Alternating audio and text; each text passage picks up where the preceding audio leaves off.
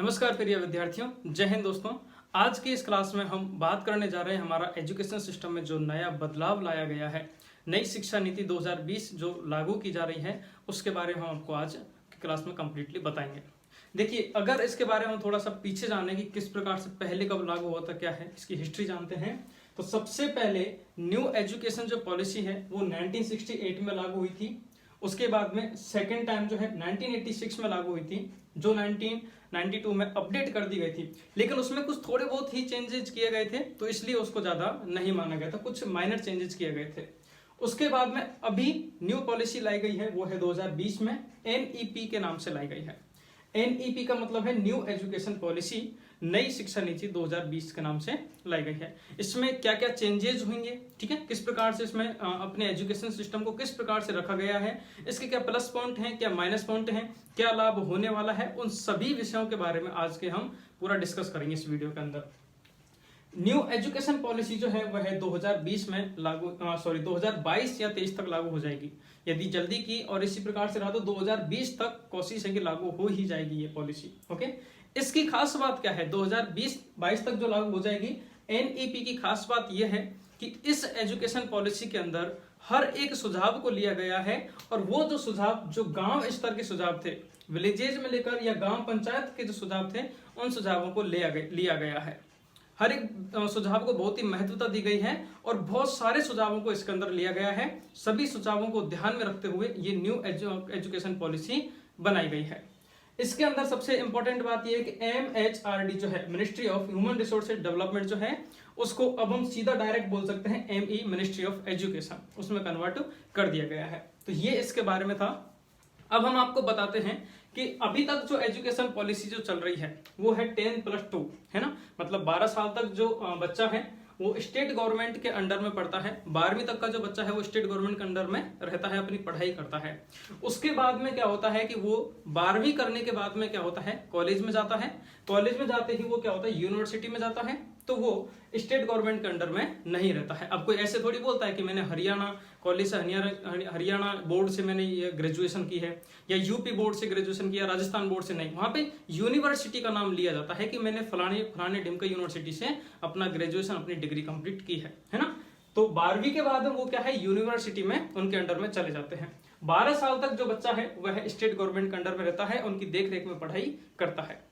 दूसरी बात, ये जो 10+2 एजुकेशन पॉलिसी है, ये स्टार्ट जो हो जाती है वो 6 ईयर से स्टार्ट हो जाती है। 6 साल के बच्चे को हम क्या करते हैं, ले जाके स्कूल में बैठा देते हैं, और फर्स्ट, सेकंड, थर्ड, फोर्थ, इस प्रकार से 12 साल तक वो लगातार पढ़ता है, और वो 6 साल से स्टार्ट हो जाती है।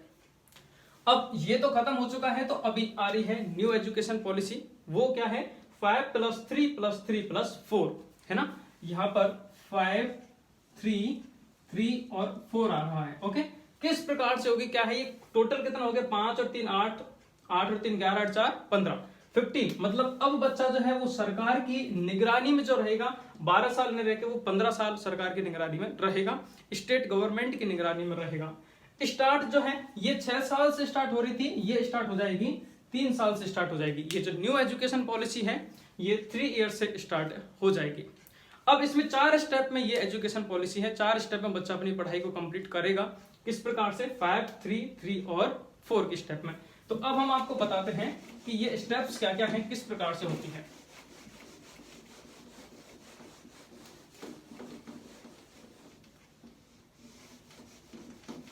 चलिए, सबसे पहले हम ले लेते हैं फर्स्ट नंबर पे स्टेप फर्स्ट। स्टेप फर्स्ट कौन सी, ये वाली 5, ठीक है। 5 स्टेप वाली जो होती है, इसमें क्या क्या होगा, इसमें स्टडी जो स्टार्ट हो जाएगी, स्टडी स्टार्ट हो जाएगी बच्चे की 3 साल से ही बच्चे की स्टार्ट हो जाएगी, ठीक है। 6 ईयर से ही बच्चा जो है वो पढ़ाई करने लग जाएगा, और इसको बोला गया है फाउंडेशन ईयर बोला गया है। क्या बोलते हैं इसको, फाउंडेशन स्टेप को बोला गया है फाउंडेशन, ठीक है। जो इसमें खास बात क्या है कि इसके अंदर कोई भी एग्जाम जो है वो नहीं होगी, एग्जाम इसके अंदर नहीं होगी। फाउंडेशन ये स्टेप है, और ये कितने साल की है, ये 5 साल की है, 5 ईयर की है, 5 ईयर की है। इसके अंदर क्या क्या चीजें होने वाली हैं, इसके अंदर सबसे पहले जो 5 साल का जो पैकेज है ना, 5 साल बच्चा पढ़ाई करेगा, उसमें किस प्रकार से पढ़ाई करेगा। उसमें पहले के जो 3 साल हैं 3 ईयर जो होता है, बच्चे को हम कहाँ पे भेज रहे हैं, स्टार्ट जो होता है ये स्टार्ट जो है वो 3 ईयर से स्टार्ट हो जाती है, ठीक है। तो 3 साल का जो बच्चा है उसको 3 ईयर तक ये लागू होगी, उसको कुछ नहीं कराया जाएगा, स्कूल में जाके उसको खिलाया जाएगा। जनरली ये देखा गया है कि बच्चे स्कूल से भागते क्यों हैं, ठीक है। बच्चों के भागने का रीजन होता है कि स्कूलों में क्या होता है, बोरिंग स्कूल मतलब बोरिंग टाइप का एनवायरनमेंट होता है बच्चे के लिए, है ना।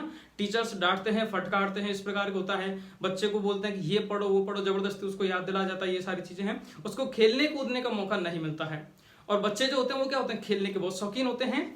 तो कुछ बच्चे हैं, कुछ सिटीज में आजकल प्ले स्कूल वगैरह खुल रहे हैं, तो बच्चे को अलग से वहां पे पढ़ाया जाता है। तो 3 साल के बच्चे को वहां पे भेज दिया जाता है, उसको खेल खेल के अंदर सिखाया जाता है। वही एजुकेशन पॉलिसी को यहाँ पर इसके अंदर इंक्लूड किया गया है, लाया गया है। इसमें क्या है, स्टार्टिंग के 3 साल से यह लागू हो जाएगी, 5 साल तक रहेगी। तो स्टार्टिंग के जो 3 साल हैं बच्चे को कुछ नहीं कराया जाएगा, कैसी भी ड्रेस पहन के आए, कभी भी आए, वो आएगा स्कूल में, आके खेल कूद के बहुत सारे खेल होंगे, जितने भी खेल होते हैं, है ना। जैसे बचपन में हम करते थे, स्केल को बाल से रगड़ के फिर पन्ने चिपकाते हैं, जादू होता है, ठीक है। या पेंसिल को छील कर उसको हम क्या करते हैं कि उसमें दूध में रखते थे, रबर बन जाएगा, वो हालांकि वहम था हमारा, है। और बहुत सारे ऐसी हरकतें हम करते रहते थे, खेल कूद में हम करते रहते थे, और खेल खेल में हम कुछ सीखते भी रहते थे। तो जितने भी प्रकार के बच्चे को जो खेल होते हैं वो सारे खेल प्रोवाइड कराए जाएंगे इन 3 साल के अंदर। बच्चे को कुछ नहीं है, बस स्कूल माला है, कैसी भी ड्रेस में आए, कुछ भी आए, खेले, मस्ती करे और जाए। तो यहां से क्या होगा, बच्चे के अंदर स्कूल के प्रति जो लगाव है वो बढ़ जाएगा। बच्चा स्कूल में जाने की इच्छा करेगा। सुबह उठते ही वो ये नहीं सोचेगा अरे यार वापस से स्कूल जाना पड़ेगा, नहीं, अब वो ये सोचेगा अरे यार आज तो मैं स्कूल जाऊंगा, आज तो मस्ती करके आऊंगा, फुल खेल के आऊंगा। तो बच्चे को स्टार्टिंग में स्कूल में जाने की आदत उसको डल जाएगी। उसके बाद 3+2 नेक्स्ट जो 2 ईयर है, इसमें फर्स्ट और सेकेंड क्लास को वो कंप्लीट कर लेगा। 3 साल तक बच्चे को स्कूल में खिलाएंगे, स्कूल की उसको आदत पड़ जाएगी। उसके बाद में अगले जो 2 साल हैं उसमें बच्चे को खिलाते रहेंगे, लेकिन खेल खेल के अंदर उसको पहली और दूसरी कक्षा में उसको पास कर दिया जाएगा।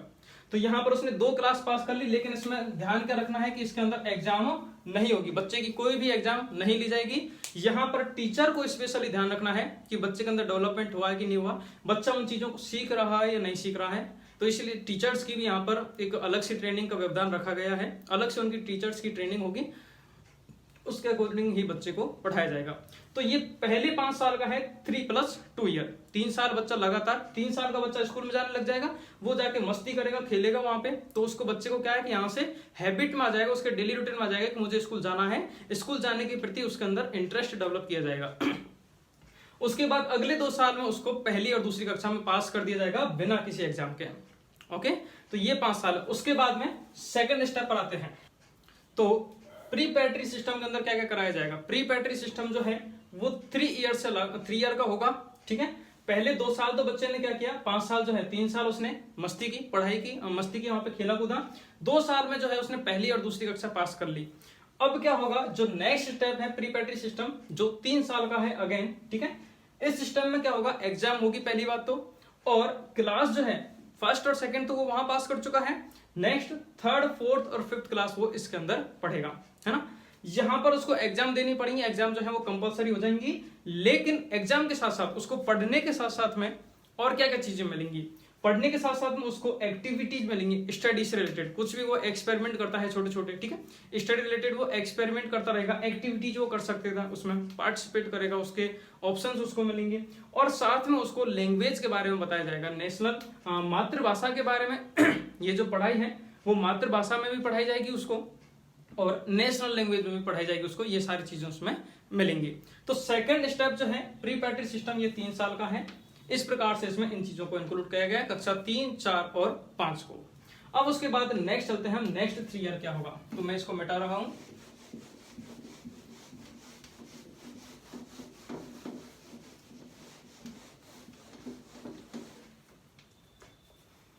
नेक्स्ट स्टेप जो है थर्ड नंबर की, उसे मिडिल स्टेज कहते हैं।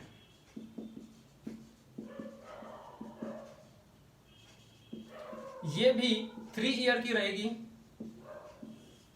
और इसके अंदर काफी सारी चीजें जो है वो इंक्लूड की गई हैं। इसके अंदर क्या क्या चीजें इंक्लूड की गई हैं, सबसे पहले इसमें 5वीं क्लास तक तो बच्चा पास कर चुका है। इसके अंदर क्लास रहेगी 6 to लेकर 8 तक, 6, 7 और 8 3 साल का हो गया, 3 तक वो पास करेगा। उसके बाद में बच्चे को यहां पर कंप्यूटर नॉलेज दी जाएगी। कंप्यूटर के बारे में बच्चे को बताया जाएगा कि कंप्यूटर किस प्रकार से चलाते हैं, सॉफ्टवेयर्स के बारे में उनको इंट्रोड्यूस कराया जाएगा, ठीक है, कि वो सॉफ्टवेयर कैसे लॉन्च होते हैं, कौन कौन से सॉफ्टवेयर किस किस प्रकार से काम आते हैं, वो सारी चीजें हैं। नेक्स्ट इसमें वोकेशनल कोर्स कराए जाएंगे।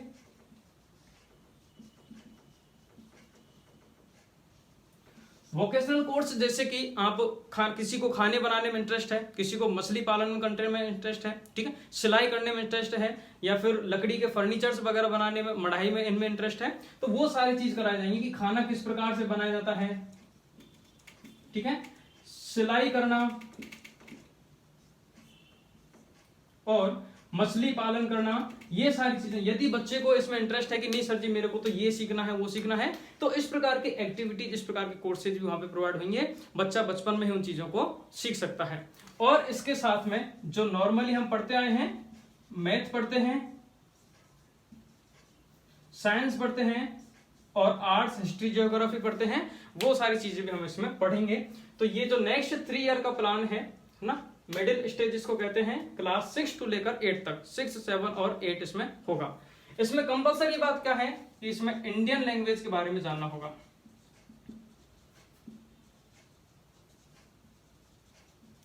इंडियन लैंग्वेज, कोई भी एक इंडियन लैंग्वेज के बारे में आपको पर्टिकुलर नॉलेज होनी चाहिए, चाहे वो मराठी है, संस्कृत है, ठीक है, इस प्रकार से कोई भी एक इंडियन लैंग्वेज आपको यहाँ पर सिखाई जाएगी, वो कंपलसरी है, उसके बारे में बताया जाएगा। तो ये नेक्स्ट 3 ईयर का है। देखो सबसे पहले 5 साल का था, ये हो गया 3 + 2 के रूप में, 3 साल तक बच्चे को खिलाएंगे, 2 साल तक उसको पहली और दूसरी पढ़ाएंगे बिना एग्जाम के। उसके बाद में 3 ईयर का प्लान लागू होता है, कक्षा 3, 4 और 5 तक, ठीक है, 5 क्लास तक लागू होगा। उसमें उसकी एग्जाम कंपलसरी होगी और उसको क्या हो जाएगा, वहां पर पढ़ाया तो जाएगा उसकी क्लास, उसके साथ में कुछ एक्टिविटीज उसमें कराई जाएंगी, स्टडी से रिलेटेड छोटी मोटी एक्टिविटीज उसमें इन्वॉल्व रहेंगी। और लैंग्वेज के बारे में बताया जाएगा, मातृभाषा में भी पढ़ सकता है वो और नेशनल लैंग्वेज में भी पढ़ सकता है। उसके बाद 3rd स्टेप में आता है नेक्स्ट 3 ईयर का, है ना, जिसको हम क्या कहते हैं, मिडिल स्टेज कहेंगे। इसमें इंडियन लैंग्वेज, किसी भी एक इंडियन लैंग्वेज के बारे में जानना जरूरी होगा।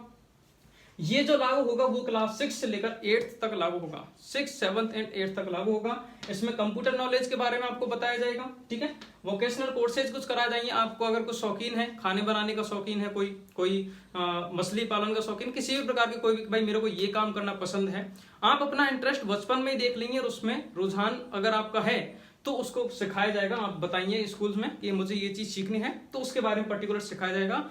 और इसकी खास बात यह है कि ये जो आप सीखेंगे, आपकी परफॉर्मेंस के बेस पे इसमें भी आपको नंबर मिलेंगे, जो नंबर आपका रिजल्ट बनाएंगे, है ना। तो ऐसा नहीं कि ये मस्ती करने के लिए सीखने के मैं खाना बनाना सीख लूं, खाना बनाना आप सीख गए यदि, है ना, तो उसमें एग्जाम होगी, उसमें आपको नंबर मिलेंगे, वो नंबर आपके रिजल्ट में काउंट किए जाएंगे।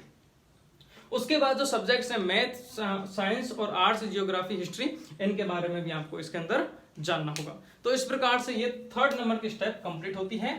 अब बात करते हैं 4th स्टेप के बारे में। 4th जो है 4 साल की रहेगी। ये बहुत इंपॉर्टेंट है, जो 10वीं 11वीं 12वीं वाले बच्चे आते हैं उनके लिए है, तो इसको थोड़ा सा ध्यान से देखिए। 4th स्टेप जो है इसको बोलते हैं सेकेंडरी स्टेज।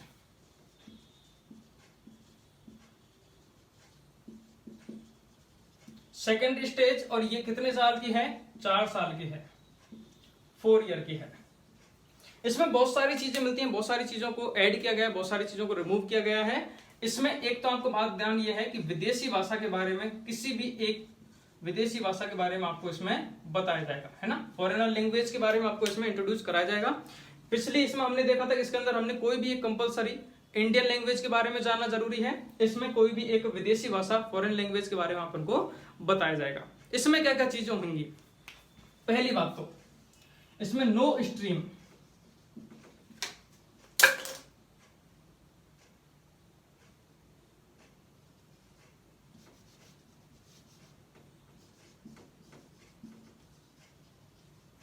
नो स्ट्रीम्स, कोई भी स्ट्रीम नहीं होगी, जैसे साइंस, एग्रीकल्चर, मतलब साइंस, या फिर हम बोलते हैं आर्ट्स, कॉमर्स, इस प्रकार से, ठीक है। इसमें जो होने वाला है स्ट्रीम कोई सी भी नहीं होगी, मल्टीपल सब्जेक्ट्स होंगी,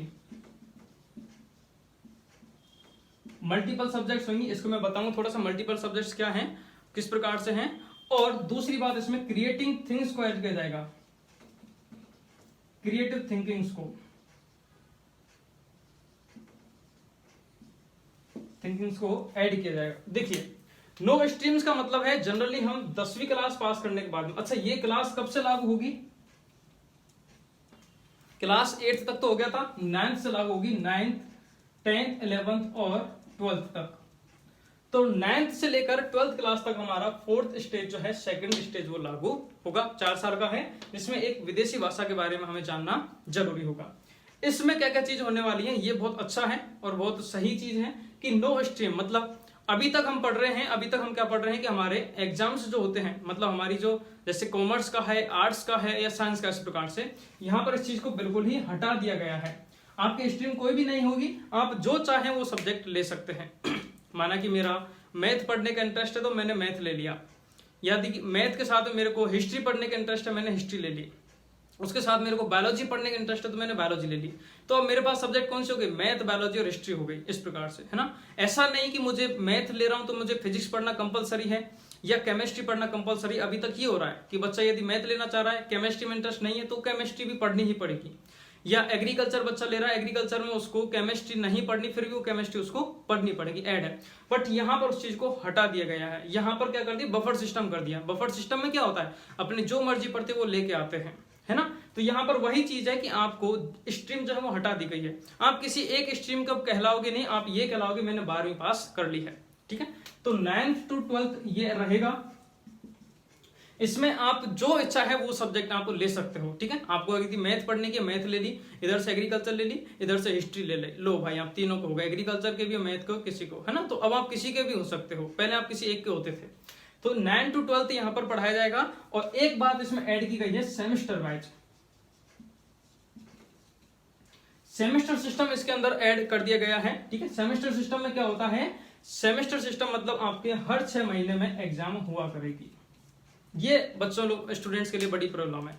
पहले क्या होता था कि एक साल में जाके एग्जाम होती थी तो पूरे साल भर तो मजे मारते थे, है ना, एंजॉय करते हैं। लास्ट साल में जागने और जाग के भी क्या करना, वही वन नाइट फाइट, पढ़ना तो वही 1-2 दिन 3 दिन पहले 5 दिन पहले किताब उठाई, पढ़ी, रटी, एग्जाम दिया, जयराम जी की। अब यहाँ पर क्या कर दिया गया है, सेमेस्टर सिस्टम क्या होता है, जो 1 ईयर होता है उसको 2 पार्ट्स में, 2 पार्ट्स में डिवाइड कर देते हैं, 6 माह 6 मंथ और 6 मंथ में उसको कर देते हैं। आपकी पहले 6 महीने में एग्जाम होगी, फिर अगले 6 महीने में एग्जाम होगी। तो यहाँ पर बच्चा क्या करता है, इसके एग्जाम की तैयारी के लिए भी पढ़ेगा और जब वापस 6 महीने होगी इसकी तैयारी के लिए भी पढ़ेगा। तो बच्चे में इंटरेस्ट तो शुरू से ही डेवलप कर दिया गया है, लेकिन यहाँ पर वो हर 6 महीने के एग्जाम के लिए पढ़ेगा तो मतलब लगभग वो साल भर ही पढ़ेगा। अब बच्चा मस्ती करेगा तो 10-20 दिन मस्ती करेगा, बाकी वो पढ़ ही लेगा, क्योंकि हर 6 महीने में 1 महीने एग्जाम है, 1 महीना वो खुद पढ़ेगा, 1 महीने 2 महीने स्कूल पढ़ाया जाएगा, इस प्रकार से कंप्लीट है। तो ये इसमें ऐड किया गया है कि आपकी जो एग्जाम होंगी 9 to 12th वो सेमेस्टर वाइज एग्जाम होंगी आपकी। सेमेस्टर वाइज मतलब हर 6 महीने उसकी एग्जाम होगी। मतलब साल में पहले आप 9 से लेकर 12वीं 4 साल में 4 एग्जाम देनी पड़ती थी, अब आपको हर साल 2 एग्जाम देनी पड़ेंगी। तो 4 साल मतलब 8 सब्जेक्ट, सॉरी 8 बार आपको एग्जाम देनी पड़ेंगी। सेमेस्टर सिस्टम में ये होता है, ठीक है। तो इस प्रकार से तो ये क्राइटेरिया है। इसमें हम जो है कुल मिला के कितना पढ़ लिया, 12वीं क्लास तक ही पढ़ते हैं, लेकिन यहाँ पर हम टोटल जो है वो 15 साल लगते हैं। कितने साल लगते हैं, 15 साल इसके अंदर कंप्लीट लगेंगे। पहले गवर्नमेंट हम पे जो ध्यान देती थी वो 6 क्लास वाले बच्चे पे ध्यान देती थी 6 ईयर से। अब जो गवर्नमेंट ध्यान दे रही है वो 3 ईयर से ही बच्चे पे ध्यान देती है कि भाई पहले के 3 साल में बच्चे को आप यहाँ ले आओ, पहले के 3 साल गवर्नमेंट उसको स्कूल में खिलाएगी, कुदाएगी, मस्ती कराएगी, ताकि उसका इंटरेस्ट डेवलप हो जाए स्कूल आने के प्रति। उसके बाद उसको कुछ अदर एक्टिविटीज कराएगी, छोटी मोटी एक्टिविटीज, फिर उसको एजुकेशन में लाएगी और इस प्रकार से वो 15 साल तक गवर्नमेंट के अंडर में रहेगा, अपनी पढ़ाई को कंप्लीट करेगा। चलिए, तो 12वीं तक का तो अभी कंप्लीट हो गया कि 12वीं तक किस प्रकार से पढ़ाई होगी, किस किस स्टेप में होगी, 5+3+3+4 के स्टेप में उनकी पढ़ाई होगी बच्चों की। अब ये तो है 12वीं तक जो बच्चा रहेगा वो स्टेट गवर्नमेंट के अंडर में रहेगा, उसके बाद यूनिवर्सिटी में चला जाता है, ठीक है। तो अभी तक क्या हो रहा था कि हम 3 साल की 4 साल की पढ़ाई कर रहे थे, फिर आगे पढ़ाई करते उस प्रकार से, है ना, ग्रेजुएशन करते हैं। लेकिन अब उस ग्रेजुएशन को भी बहुत अच्छा कर दिया गया है। किस प्रकार से कि जो ग्रेजुएशन है वो 4 साल की होती है, ठीक है। जैसे आर्ट्स वाला बच्चा है वो क्या करता है, बीएससी करता है, साइंस वाला बच्चा है वो बीएससी करता है, और कॉमर्स वाला है तो वो बीकॉम करता है। अब क्या कर दिया गया है, इसमें 4 साल का अलग अलग जो सिस्टम है वो बना दिया गया है। अब पहले क्या होता था कि हम 3 साल तक की डिग्री यदि है तो 3 साल तक पूरी कंप्लीट कर रहे हैं, या 4 साल की है तो 4 साल पूरी कंप्लीट कर रहे हैं, उसके बाद ही हमको डिग्री या सर्टिफिकेट डिप्लोमा जो भी है वो मिलता था। अब ग्रेजुएशन को क्या किया कि 4 अलग अलग सालों में कन्वर्ट कर दिया गया है, बांट दिया गया है। बच्चा यदि 1 साल पढ़ाई करता है तो उसको ग्रेजुएशन का सर्टिफिकेट मिलेगा। क्या लिखा रहेगा उस पर? Graduation certificate. मतलब इस बच्चे ने 12वीं के बाद में 1 साल पढ़ाई की है, यदि 1 साल पढ़ाई करके वो पढ़ाई छोड़ता है तो ग्रेजुएशन सर्टिफिकेट उसको मिल जाएगा। यदि बच्चा 2 साल कंटिन्यू पढ़ाई करता है तो 2 साल पढ़ाई करने के बाद में उसको ग्रेजुएशन डिप्लोमा का सर्टिफिकेट मिल जाएगा कि 2 साल तक उसने कंटिन्यू पढ़ाई कर ली है, तो क्या हो जाएगा उसको कि भाई डिप्लोमा इसने कर लिया है। यदि लगातार 3 साल तक पढ़ता है तो 3 साल पढ़ने के बाद में उसको ग्रेजुएशन डिग्री, यहां पर उसको डिग्री मिल जाएगी, है ना। अब यहाँ 3 साल तक करने के बाद में बच्चा क्या है, स्टडी छोड़ सकता है, यहां भी छोड़ सकता है, यहां भी छोड़ सकता है। पहले क्या होता था कि बीच में 1 साल या 2 साल के बीच में छोड़ दी तो उसकी पढ़ाई जो है वो 0 हो गई, कोई मायने नहीं रखती थी। लेकिन अब यदि 1 साल करके पढ़ाई छोड़ता है तो उसको ग्रेजुएशन सर्टिफिकेट मिलता है, यदि 2 साल पढ़ाई करके छोड़ता है तो ग्रेजुएशन डिप्लोमा का सर्टिफिकेट मिलता है, यदि 3 साल पढ़ाई करके छोड़ता है तो ग्रेजुएशन डिग्री का सर्टिफिकेट मिलता है। डिग्री यहां पर उसकी कंप्लीट हो जाएगी। उसके बाद बच्चा जो है यदि पैसों की प्रॉब्लम है, कुछ भी होता है, हम करते हैं जॉब वगैरह या आगे कंपटीशन एग्जाम्स की तैयारी करनी होती है, तो यहां पर वो डिग्री लेकर, ग्रेजुएशन डिग्री का सर्टिफिकेट लेकर वो जॉब या कंपटीशन एग्जाम्स की तैयारी कर सकता है। लेकिन जिन बच्चों को आगे पढ़ना होता है, क्योंकि हमारे यहाँ पे क्या होता है कि भाई अगर अच्छी जॉब के लिए हम क्या होते हैं कि डिग्री करते हैं, ठीक है। तो जिनको डिग्री करनी है वो लगातार 3 साल तक पढ़ाई करेगा, उसको जॉब या कंपटीशन एग्जाम के लिए आगे वो अप्लाई कर सकता है। लेकिन जिस विद्यार्थी को, जिस बच्चे को आगे पढ़ना है कि नहीं मुझे तो आगे की पढ़ाई करनी है, तो वो ग्रेजुएशन जो है वो 4 साल 4th ईयर करेगा। जैसे वो 4 साल करेगा तो उसको रिसर्च का सर्टिफिकेट मिल जाएगा। किसका सर्टिफिकेट मिल जाएगा? रिसर्च का सर्टिफिकेट मिल जाएगा। इस प्रकार से अब ये इस प्रकार से इसकी ग्रेजुएशन जो है वो कंप्लीट होती है, बीए, बीएससी या बीकॉम, है ना। जो जॉब वगैरह की तैयारी करना चाहते हैं वो 3 साल करके तैयारी कर सकते हैं।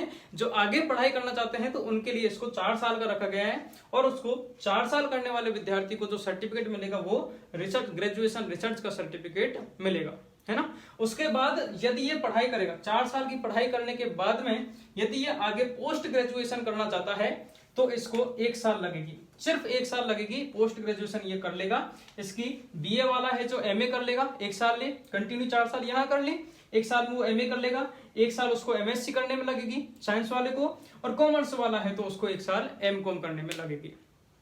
तो जो विद्यार्थी आगे पढ़ना चाहते हैं उनको 4 साल तक यहाँ करना पड़ेगा, उसको रिसर्च ग्रेजुएशन का सर्टिफिकेट मिल जाएगा, और 1 साल में उसकी पोस्ट ग्रेजुएशन भी हो जाएगी। तो कुल मिला के कितना समय लग रहा है? कुल मिला के बात वही है, 5 साल लग रहे हैं। अभी भी जनरली नॉर्मली 5 साल लगते हैं, लेकिन अब क्या होता है कि बीएससी यदि बच्चे ने करी है तो 3 साल उसको डिग्री करनी होती है, फिर 2 साल की उसको क्या करनी होती है, पोस्ट ग्रेजुएशन करनी होती है। 5 साल लग रहे हैं। बच्चा यहाँ पर क्लियर हो जाएगा कि भाई तुझे जॉब करनी है या आगे पढ़ाई करनी है। जॉब यदि करनी है तो 3 साल पढ़ाई करके डिग्री का सर्टिफिकेट लेके वो जॉब की तैयारी या कंपटीशन की तैयारी कर सकता है। यदि बच्चे को आगे पढ़ाई करनी है तो 4 साल तक करेगा, उसमें रिसर्च का सर्टिफिकेट मिलेगा उसको, और 1 साल में उसकी पोस्ट ग्रेजुएशन हो जाएगी। इस प्रकार से होगा। लेकिन अब यहाँ पर देखो दूसरा केस क्या होता है कि सपोज कीजिए 2 साल या 3 साल पढ़ाई करने के बाद में घर की परिस्थितियां या पैसा नहीं है, आजकल जनरली यही होता है, तो हम क्या करते हैं, पढ़ाई को ड्रॉप कर देते हैं, पढ़ाई को छोड़ देते हैं और हम जॉब करने लग जाते हैं।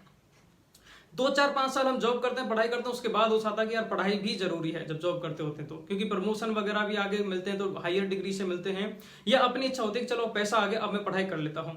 वापस वो पढ़ाई करने जाता है तो वापस उसको 0 से शुरू करनी पड़ती है। यदि कोई बच्चा बीएससी बीच में ही छोड़ता है तो वापस उसको बीएससी फर्स्ट ईयर से ही करनी पड़ती है ना। लेकिन यहाँ पर एक ये प्लस पॉइंट हो गया कि आप अपनी पढ़ाई बीच में छोड़ोगे, यदि आप 1 साल की पढ़ाई छोड़ोगे 1 साल करके तो आप सर्टिफिकेट मिलेगा, यदि 2 साल करके छोड़ोगे तो डिप्लोमा मिलेगा, डिप्लोमा का सर्टिफिकेट, 3 साल करके छोड़ोगे तो डिग्री, और 4 साल करके छोड़ोगे तो रिसर्च। अब ऐसा नहीं कि सर जी मैं तो 2 महीने पढ़ाई करके छोड़ दूं, क्या मन नहीं लग रहा, ऐसा नहीं होगा इसमें, है ना। आपको क्या होगा कि पढ़ाई जो है वो कंप्लीट 1 साल दे, यार इतना कर दिया, आप क्या जान लोगे सरकार की, तो इतना कर दिया, इसके बाद आप ऐसा कर सकते हैं। लेकिन यहाँ पर खास बात क्या है, प्लस पॉइंट ये है कि जो बीच में पढ़ाई छोड़ रहे थे उनको वापस से शुरू से पढ़ना पड़ता था, अब वो चीज हटा दी गई है। अब री एंट्री का भी द्वार खोल दिया गया है। जी हाँ दोस्तों, री एंट्री का द्वार भी खोल दिया गया है। किस प्रकार से? पहले बच्चे को शुरू से पढ़ना पड़ता था, री एंट्री में क्या होगा, भाई 1 साल आपने पढ़ाई की, आपको सर्टिफिकेट मिला है, उस सर्टिफिकेट को लाओ, आप 2 साल से डायरेक्ट आप यहां से शुरू करोगे। यदि आपने ये भी कंप्लीट कर लिया, ये भी कंप्लीट कर लिया, तो अब आपको क्या होगा, अब आपको डायरेक्ट जो है यहाँ स्टार्ट किया जाएगा। 1 साल पढ़ना पड़ेगा और 1 साल पढ़ के आपको डिग्री मिल जाएगी, है ना। लेकिन जिन्होंने डिग्री हासिल कर ली है कि सर जी हमारी डिग्री तो हो गई और 1 साल के अंदर हमारी पोस्ट ग्रेजुएशन हो जाएगी, तो भाई नहीं, सरकार भी इतनी पागल नहीं, उसने प्लानिंग की है। जो बच्चा यदि डिग्री करके छोड़ता है, अपनी पढ़ाई को 3 साल पढ़ के डिग्री का सर्टिफिकेट लेके छोड़ता है, वापस वो री एंट्री के द्वार से वापस आता है, तो उसको अब पोस्ट ग्रेजुएशन के लिए 2 साल लगना पड़ेगा। तो 3 साल उसने वहां पढ़ाई कर ली थी, 2 साल यहां पढ़ाई करेगा, टोटल कितना पड़ेगा, वो सेम 5 साल ही पड़ेगा। जो बच्चा कंटिन्यू पढ़ रहा है उसको ग्रेजुएशन, पोस्ट ग्रेजुएशन जो है वह 1 साल हो जाएगी। जो बीच में पढ़ाई छोड़ रहा है उसकी पोस्ट ग्रेजुएशन जो है वो 2 साल में कंप्लीट होगी। तो कुल मिला के आपको 5 साल देने ही पड़ेंगे पोस्ट ग्रेजुएशन यदि आप करते हैं तो ये इसमें प्लस पॉइंट है कि हम बीच में अपनी पढ़ाई छोड़ के उसका सर्टिफिकेट, उसकी वैल्यू रहेगी, है ना। ऐसा नहीं कि 2 साल पढ़े और उसका कोई मतलब नहीं रहा, उसकी वैल्यू रहेगी। और वापस जब आप एडमिशन लेने जाते हो तो आपकी पढ़ाई जो है वहीं से स्टार्ट होगी, जीरो से स्टार्ट बिल्कुल नहीं होगी। जहां से आपने छोड़ी है वहीं से आपकी पढ़ाई स्टार्ट होगी। इसके साथ में एमफिल को खत्म कर दिया गया है और पीएचडी एज इट इज है, 3 साल की 4 साल की जो होती है वो रखी गई है। तो इस प्रकार से इस एजुकेशन सिस्टम में ये सारे चेंजेस लाए हैं। आप सभी के कमेंट्स आते थे कि सर जी एक बार इस पर कंप्लीट वीडियो बनाओ। आई होप मैंने बहुत सिंपल और सरल करके ये आपको बताया है। मैंने काफी रिसोर्सेज के द्वारा ये वीडियो बनाई है, खुद अपने लेवल पे नहीं बनाई है दोस्तों, ठीक है। रिसोर्सेज के थ्रू इन्फॉर्मेशन कलेक्ट करके और फिर आपके लिए इसको सरल रूप में कन्वर्ट करके आपको प्रोवाइड कराने की पूरी कोशिश की है। उम्मीद है कि आपको समझ में आ गया होगा। ये जो नई शिक्षा नीति जो है 2020 एनईटी 2020 बहुत सिंपल है, बहुत अच्छी है। इसमें बच्चे का मेंटेलिटी को ध्यान दिया जाएगा, उसके इंटरेस्ट को डेवलप किया जाएगा, इंटरेस्ट पे उस पर काम किया जाएगा, ठीक है। उसका इंटरेस्ट किस काम को करने में है उस पर ज्यादा जोर दिया जाएगा। बच्चे को पढ़ाई से जोड़ा जाएगा, स्कूल शिक्षा संस्थानों से जोड़ा जाएगा, उसको भगाकर मतलब उसको डराया नहीं जाएगा। इसके लिए खास बात यह है, एक और भी अगर मैं डिटेल में जाए, इसमें बहुत सारी चीजें हैं कि स्कूलों की फीस स्ट्रक्चर जो है वो लगभग सेम रहेगी। अब ऐसा नहीं है कि कोई भी स्कूल है मनमानी फीस लगा सकता है कि नहीं मेरा स्कूल इतना हो, नहीं।